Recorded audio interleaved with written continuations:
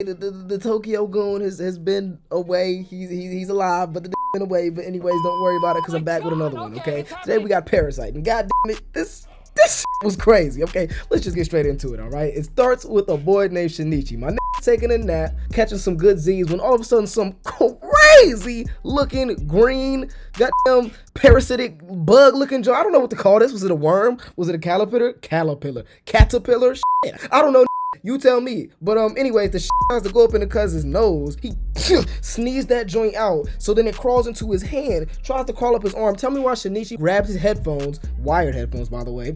Would have sucked if he had AirPods. He ties it around his bicep and stops it from crawling up into his arm. Next day, Shinichi walking home from school or whatever, when he sees this little girl about to get hit, and without even thinking, he catches the damn car with his hand and stops the little girl from getting hit. Yeah, my is obviously confused as to how that just happened. So when he goes home, he grabs a knife, puts that motherfucker up to his hand, and boom, out pops a parasite, and it names itself Migi. Then we learn that there are gruesome murders popping up all around the city. Then we also find out that these parasites feed on each other for survival. Then a nigga approached talking about some, yo, let's join each other in his body and take over. And Migi slides this like Santa Claus's sleigh, alright? Pause. Hold on, we literally just getting started with the show, and we got 1, 2, 3, 4 have already got murked in the worst way possible, bro. What the f? Next day, during the assembly, Shinichi and the new math teacher make this crazy eye contact, where we come to figure out that was actually them realizing that they were both parasites. They then meet after school at like a little coffee shop where she's with a dude named Mr. A, right? And she tells Shinichi that she is pregnant.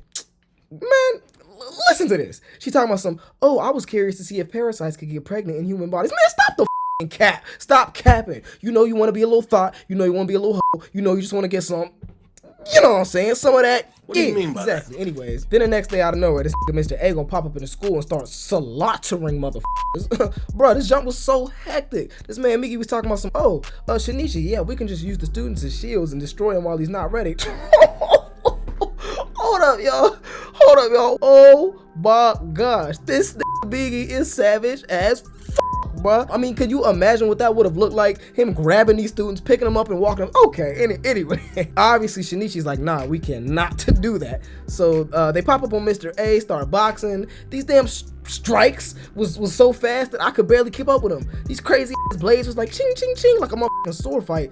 And Shinichi comes through mad clutch while Mr. A is focused on Migi, and he runs up and stabs the metal pole through Cuz's heart. Mr. A runs up to that math teacher Ryoko. Yeah, he runs up to her room only to find her jumping out of a window because she just set off a bomb on this a bomb, bro. What the After that, Ryoko quit her job as a math teacher. Migi gains the ability to detach himself from Shinichi. Then Shinichi's parents leave for a vacation. After that, Shinichi got cornered by some gang members and they whooped his ass. And Migi discovers that one of the girls with the gang members, named Kana, she can actually sense and detect parasites. Jumping over to Shinichi's parents, and while away on vacation, his mother gets taken over by a parasite, which then she attacks Shinichi's dad. Turns out his dad survived, so he calls Shinichi, trying to warn this nigga like, yo, your mom is a parasite, she's not human, and she's probably heading back to kill your ass. Just a fair warning. Shinichi boneheaded ass just couldn't accept this in his head, so then his mom pops up on him at the crib, and once he sees that, oh shit, this clearly is actually a parasite, this does not have the heart to kill her, bruh. Which, I mean, I guess I understand. But at the same time, that's not your mom. Come on now. So, she ends up stabbing the out of this. I'm talking she impaled this man like he was a marshmallow, and this wanted some motherfucking s'mores. I'm talking straight through this man's chest. Shinichi is officially dead.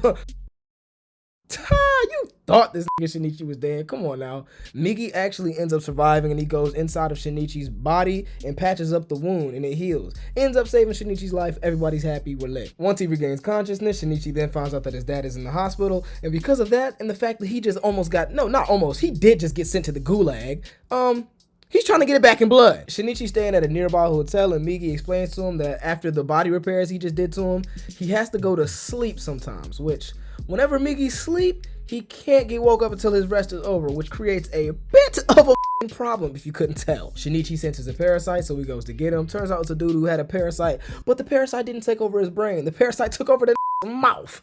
Had a damn crimson chin, strong jaw, fat mouth. But while Shinichi was on his way to that Parasyte, he was running hella fast, jumping hella high. That looked like a motherfucking demon. I don't know what was going on with him. Come to find out that whenever Migi repaired his heart, he fused his human cells and DNA to the Parasyte ones and upgraded them physically. Shinichi's a new Shinichi and the other I'm gonna just start calling him Big Mouth. The other Parasyte who got his mouth taken over, I'm calling that nigga Big Mouth, okay? Shinichi and Big Mouth pull up on the Parasyte that looks like Shinichi's mom, and Migi gonna fall asleep right when it's time to fight. So Shinichi was just left with a little blade for a hand. They start boxing and Shinichi gets sliced in the middle of his dome. Big Mouth gets stabbed in the chest, and somehow, someway, whenever she's not looking, Big Mouth beheads this bitch. I was lit as a bitch. So again, Miss Ryoko, the old math teacher or whatever, she gonna get a Parasyte disguised as a transfer student, throw him into the school just to spy on this Shinichi. And them niggas get to beefing. Then one of the little girls, a student named Yuko, I believe it was, something like that. She gets suspicious of the transfer student, and his name was Hideo or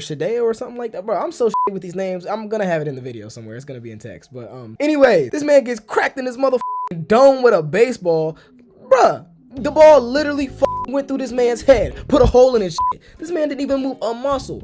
Then just heals himself. Like the little dent in his head just grew back. Then his dumb get to investigating some more and follows bro and eventually sees him change his face. So as if she didn't already have enough proof, which I guess the baseball shit wasn't enough for her. Now she know for sure. The next day, she in the art classroom by herself and bro walks upon her. Clearly at this point, he knows that she know, right? So yeah, we already know what's about to happen next. She see a little bottle of paint cleaner or whatever, and when she was getting attacked, she throws it at this. It gets all up in his little Parasyte crevice, head, eyes, whatever the fuck you want to call it, right? But that shit just look nasty as fuck. But as soon as she got her chance, she jumps out the window. Don't know how the hell this survived that jump anyway. She jumped out of what looked like 4 or 5 stories. And yeah, he was up. That paint thinner or paint cleaner or whatever it was messed bro up to the point where like he just went mentally insane and just went on a damn rampage. I'm talking bloodthirsty, an uncontrollable killing spree, slaughtering every single in sight. While all the students are evacuating the school, Shinichi comes back in to where he ends up finding Satomi and saving her. Big superhero shit, you know. You know she finna let that nigga. Anyways, my fault. After Shinichi gets her to safety, Migi senses where Hideo is. Shinichi goes to the roof. This bro, listen to this shit. This nigga Hideo probably about a mile away on a whole other rooftop of a whole nother building, right? Shinichi gonna grab a rock and chucks that joint like a damn MLB pitcher mixed with an Olympian javelin thrower mixed with a goddamn a nigga with Cyborg's arm, okay? That joint goes all the way across the motherfucking city, hits Hideo in his heart, killing bro. I was like, yo, what the hell? The aftermath, this Hideo caught about 17 motherfucking bodies that quick. He dropped 17 niggas off like flies. Then, oh my gosh, this nigga named Goto. This nigga named Goto is in a room with a bunch of other dudes and out of nowhere slaughters the absolute out of each and every single one of these. I'm talking there were 0 motherfucking survivors. And they weren't just regular dudes either. There was a bunch of members of the Yakuza. And he made the quickest, simplest work out of these like it was nothing. And get this, he only did all this shit because he wanted to see how strong he was, or to see if he was capable enough to do this without using his Parasyte powers. Oh my fucking gosh, bro. What the hell? First off, wait. That's why you wanted to do that shit? And second, you did that without using your Parasyte. Oh yeah, nope. I knew off rip already that this man was a problem. Yo, hold on. I'm not off this shit yet. This just murdered 22. No, wait. 22 armed niggas. Bro, wait, hold on. Last dude dropped off 17 niggas. Now this dude just dropped off 22 more. Bro, what is the death count of this show? Oh my gosh, I don't know if I feel like doing this much editing or not, but I might put up a little death count or some shit like that. But then again, I don't know. I might have lost count, okay? But shit, at least now you know we over 39 niggas already. Shit. Regardless though, niggas was getting dropped off, getting murked left and right in this damn show. Definitely the most bodies getting caught and dropped in any review I've done on this channel thus far. Then there's a big political event where Migi senses 8 different Parasytes and figures out that one of them is Hirokana, something like that. Anyways, then out of nowhere, like always, this bitch Kana pops the fuck up out of nowhere again. Then the hero dude still looking at Shinichi, so Shinichi realizes that he sees Kana too and realizes that she could probably be a danger too, since she can sense parasites and her dumb ass like to go follow follow him around and shit. So they agree to meet at an abandoned location where he finally comes clean and tells her that he's a parasite. But Migi's asleep, so he can't even show her, and she doesn't even believe him. Later on, Migi wakes up and Shinichi explaining the whole kind of situation to him. Then Migi talking about some, oh well, she give off a real weak signal anyways. I can barely detect it, which, you know, he thinking of it like I can barely detect it, but Shinichi thinking of it like, damn, wait a minute. So parasites can fucking detect her too. Shinichi immediately panics and goes to meet up with her again, which he ends up canceling because he ends up running into another parasite. She still goes to the abandoned building, obviously, because she's still picking up a signal there, which has to be Shinichi's, obviously, right? But wait a minute, I thought Shinichi just ran into another parasite. So what the fuck? Hold on, what's going on here? Yeah, you see where this is going. When she pulls up, it ends up being a different parasite. Shinichi hurries his ass over there and gets there right in time to witness her getting impaled like a piece of shrimp on a shish kebab, my. It was lights out for her. And out of complete anger and rage, this man rips the heart right out of this parasite and insta-kills his ass. I was like, damn. Next, the hero dude ends up getting elected as mayor. Then Shinichi goes back to the abandoned building, and this one dude is spying on him and recording him, and actually gets footage of Migi popping out of Shinichi's hand, which Migi notices, goes to kill this nigga, but Shinichi holds him back and lets the dude escape. Turns out that dude who's following him is a private investigator who was actually hired by Ryoko to follow Shinichi. So when the investigator dude goes back to Ryoko to tell him that Migi attacked him, she doesn't believe him and fires him. So at some point, Hiro sees Shinichi as a threat now and sends Goto. Yeah, y'all remember Goto, right? 22 niggas, bare hands? Yeah, that Goto. He assigns Goto to take out Shinichi. Shinichi detects 3 parasites, and not just 3 parasites with the intent to kill him. And right as they approached, Migi falls asleep. God damn. Given no choice at all, Shinichi takes the fuck off and he's on the run. Bro ends up running for 4 hours until one of the parasites finally catches him. But then my guy Migi wakes the fuck up. Now that he's right in front of him, they then realize that it was never 3 parasites that were after him. It was actually 3 parasites merged together into one body. One strong named Miki. Or what the fuck was his name? What? Miki. Yes, I know. Miki with a K, not with a G. I don't know why the they would make them names that goddamn similar and that close. It's confusing for everybody, but yeah, anyways. After they trade hands for about 30 seconds, Migi and Shinichi realize very quickly that they cannot with this nigga Miki at all. I mean, whatsoever. So they take off running again into the woods where they end up tricking Miki and cutting his head off. But then this man did some regeneration shit and puts another head back on his neck. Turns out Miki's actually a part of Goto, who was already scary enough as is. He was composed of 5 parasites altogether, not 3. What the f? These niggas just keep getting stronger and stronger, bro. And they end up latching onto a truck, and that's the only reason they was able to escape. Had it not been for that truck, these would have been sliced like sirloin on a plate. Then we cut to Shinichi in a little coffee shop where he turns on the TV and sees that the investigator dude's entire family just got slaughtered, bro. Ryoko's talking to the rest of her men like, yo, y'all idiots, y'all f***ed up. You were supposed to kill bro, not his family. I'm all done with y'all for real. And after she said all that, they was not too fond of Ryoko. They was not feeling the way she was talking to them. Later on, she's walking home, and out of nowhere, them same who she was just yelling at, her men got her surrounded in the motherfucking street.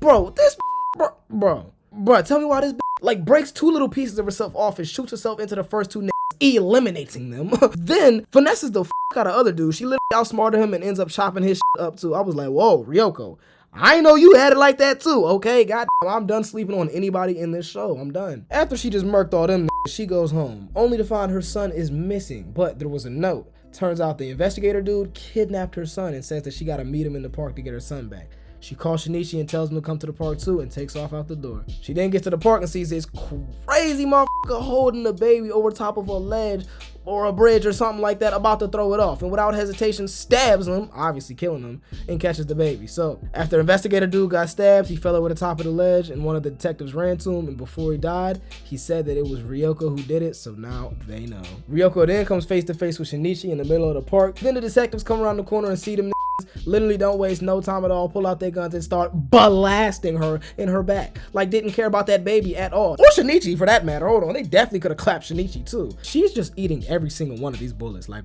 just unfazed, still continuing this same slow ass walk over to Shinichi.